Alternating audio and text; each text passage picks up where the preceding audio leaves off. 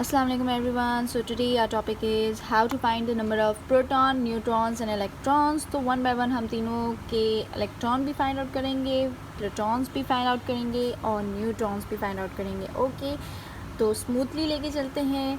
Watch the video till the end. Let's start. देखिए, start करते हैं हमारे आयरन से. Fe is an iron. यहाँ पर हमारे पास जो एक बिगर वैल्यू आपको दिख रही होगी 36 है, स्मॉलर वैल्यू दैट इज़ 26. तो अब आपने क्या ख्याल रखना है? आपने ख्याल रखना है कि जब भी आपके पास बिगर वैल्यू आपको दिखेगी, so this is our atomic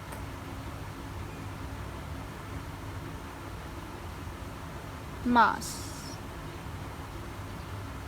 जहाँ भी आपको बिगर वैल्यू दिखेगी, so this is what, this is our atomic मास.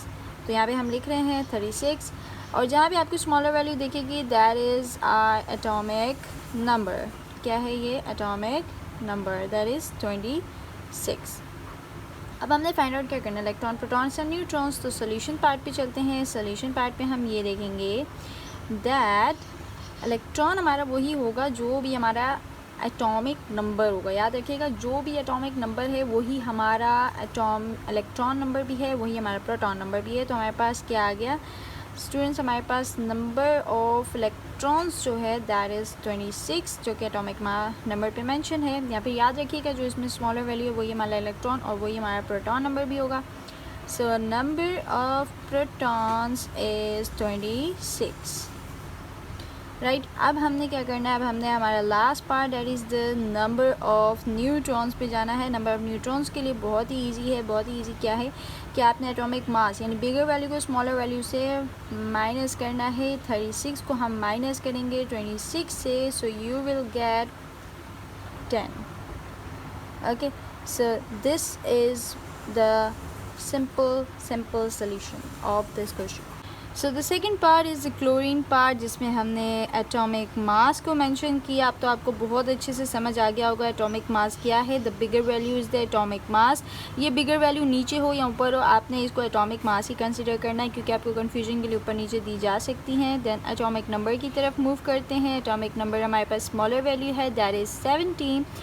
अब हम जाते हैं हमारे सोल्यूशन पार्ट पे कि नंबर ऑफ़ इलेक्ट्रॉन हमारे पास क्या है. So number of electron is जो भी हमारा एटॉमिक नंबर होगा वही हमारा इलेक्ट्रॉन नंबर होगा. So we have 17.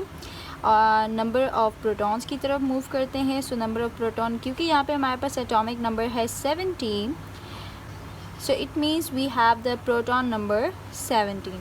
right.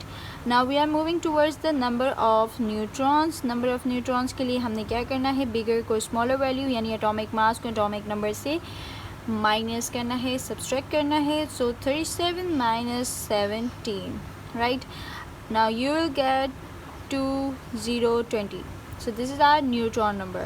now moving to the next part, carbon part. we have the atomic mass that is 14 and the atomic number is 6. now moving to the solution part, number of electron is students. अब तो आप मुझे लगता है वहीं बैठे बैठे ही answer दे रहे होंगे. नंबर ऑफ़ इलेक्ट्रॉन्स हमारे पास क्या है? 6. एंड नंबर ऑफ़ प्रोटॉन्स हमारे पास क्या है? 6. नंबर ऑफ़ न्यूट्रॉन्स हमारे पास क्या है? subtracting both of them, 14 minus 6, and then you will get 8. okay, so this is our electron, proton and neutron number. So hopefully आपको स्मूथली समझ आ गया होगा. तो अगर आपको ये स्मूथली समझ आ गया है तो स्टूडेंट्स लेट्स सॉल्व दीज. तो स्टूडेंट्स आपको अगर वो समझ आ चुके हैं, सो आई एम डेफिनेटली श्योर कि ये क्वेश्चंस भी आप इजीली सॉल्व कर लेंगे. तो इसके आंसर्स को कमेंट बॉक्स में ज़रूर मेंशन करना है. I will see who will give me the correct answer. So take care and will meet you in the next video.